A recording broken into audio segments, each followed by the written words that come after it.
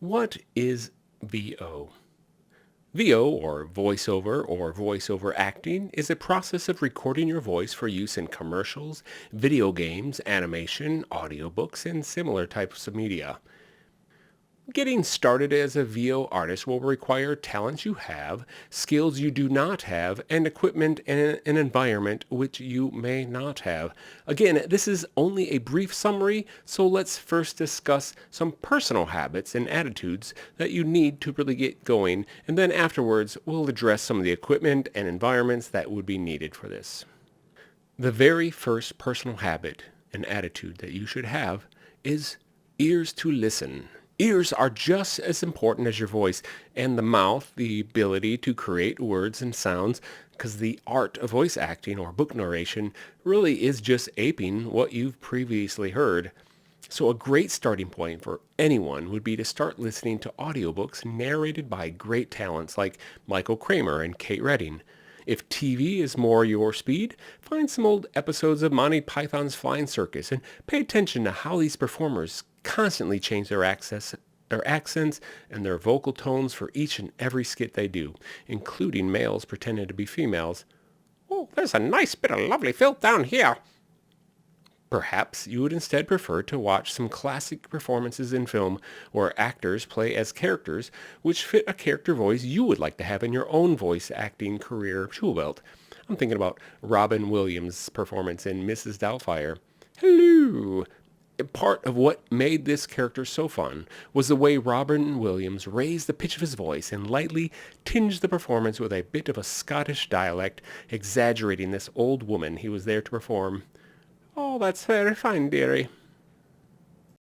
This may be hard to hear, but I hope you love to read because a strong reading lifestyle will provide you with a deep vocabulary. There's a quote attributed to George R.R. Martin. "A reader lives 1,000 lives before he dies. The man who never reads lives only one life." This quote suggests that reading allows us to experience different lives and perspectives, allowing us to be more of a well-rounded person and have an understanding of different people. And this is so very important if you want to give life to your character through voice acting. I do find it very difficult to hear on a virtual script read someone who doesn't understand a pronunciation of a word or the meaning behind the word. And it's not that they are uneducated or unpracticed, but rather they've encountered a blind spot in their own life, which we all have. The plain and simple truth is, script writers are readers, so you should be a reader too. Enjoy the journey. Spend time enjoying the myriad of lives and those countless stories available in fiction and nonfiction alike. Enjoy the various cultures.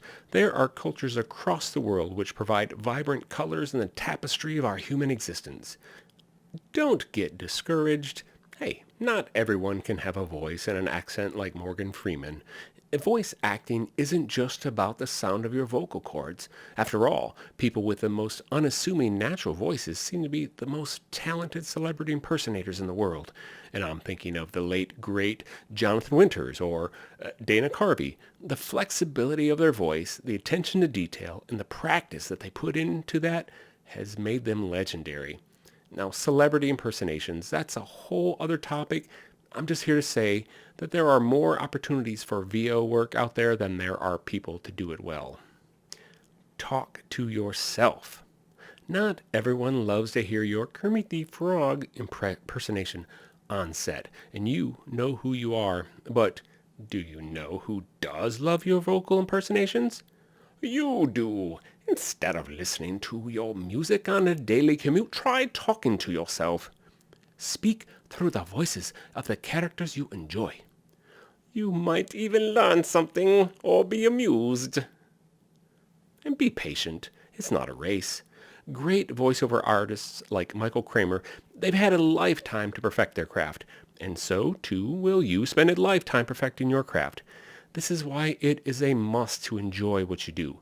The listening as well as the speaking. If you aren't doing what you enjoy, maybe it's not for you.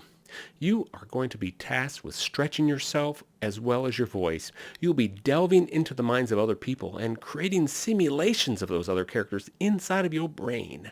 Take time to let those characters grow and speak. The more real they become, the more realistically you can portray them in your own voiceover work. Let's briefly talk about some equipment that you might need. A computer, a decent microphone, and a quiet place to record. Your computer, it doesn't have to be spectacular. It just needs to be powerful enough to be available to run the software that you use and to plug in the hardware, which we're going to discuss next. So we're talking about low-end microphones, roughly about $40 on Amazon. You can pick up a USB condenser microphone with shock-absorbing mounts and a pop filter and a scissor arm stand. But there are noted audio problems with USB microphones. So for further research, go ahead and look up USB microphone whine or mosquito whine. These lower-end microphones also have a limitation in the range of frequencies they can pick up. So if you want to go to the next higher level, or at least the highest end level that I feel is cost effective, you're going to look at the Shure SM7B microphone. This is going to run you around $400. It doesn't include a mount, desktop stand, or the XLR cable, or the interface for your computer, so assume that you'll spend another $300 on top of that.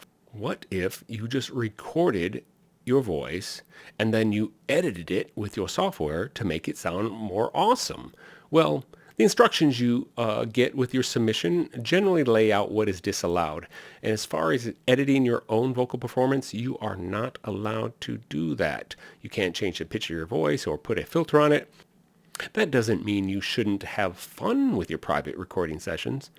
Learning to look at the visual graphs, that'll help you find noise patterns and frequency limitations of your microphone, and experimenting with filters and effects will simply expand your skills.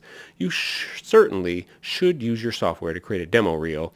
Using some of the effects available in that software allows you to imagine a character trapped in a cave. Something that's very important that often people forget and struggle with, as I am now, as I sit here, is finding a quiet place. You have to find the quiet place in your home. No dogs barking, air conditioner turned off, the neighbors aren't leaf blowing, the planes aren't flying overhead. Go ahead and pause this video and go find that quiet place and come right back and let's continue. And we're back. Did you find that quiet spot? Good, good. Now let's go get some sound dampening material. For starters, you could get like a $30 bit of foam that you get a 24 pack of that acoustic foam, and plaster it up around your room, just to kind of take down those mid to high level sounds and frequencies. How do I know if my place is quiet? Record it with your awesome new microphone and play it back in some decent headphones. I'm really interested in this. What are my next steps? Well, I haven't talked about the dictation and acting classes, where to find open calls for voiceover talent, how to submit a reel, or any of the fiddly details that will actually get you started. So I suggest that you find people who do it, locals, in an acting troupe or your favorite casting agent. They have experience and personal connections to help you make those next steps. I hope this has been helpful in starting your personal evaluation of whether or not you feel you would be a great fit in the voiceover industry. But no matter what, just have fun. Again, I have been Wil Dobson. Thank you for watching.